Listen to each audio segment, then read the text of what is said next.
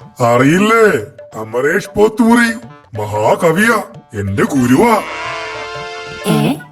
ഗുരു നിമിഷകവിയാ, നിമിഷകവി. ഒരൊറ്റ മിനിറ്റ് കൊണ്ട് ആരെപ്പറ്റിയും കവിത ഉണ്ടാക്കും. ആണോ? മഹാകവി എവിടെയാ താമസം? ഞാൻ കാറ്റുപോലെയാണ്, എവിടെയും പറന്നു ചെല്ലും, മഴ പോലെ എവിടെയും പെയ്യും.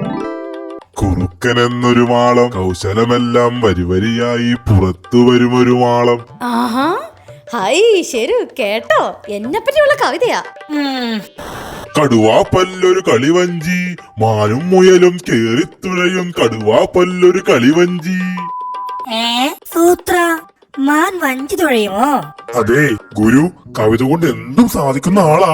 അങ്ങെന്റെ ഈ പല്ല് കണ്ടോ? ആ കണ്ടു കണ്ടു.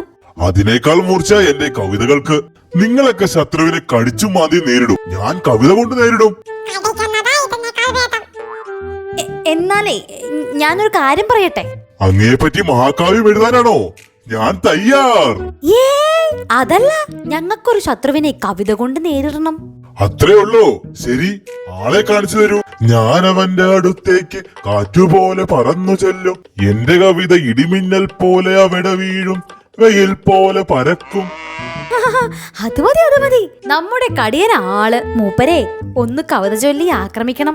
അങ്ങാണോ കടിയൻ സിംഹം? അതെ, എന്താ കാര്യം? കോലിൽ നാട്ടിയ പോലൊരു തല, നീർക്കോലുകൾ നീണ്ടു കിടക്കും സടയും. മഹാകവിയുടെ ശിഷ്യനല്ലേ കരഞ്ഞോണ്ട് വരുന്നത്?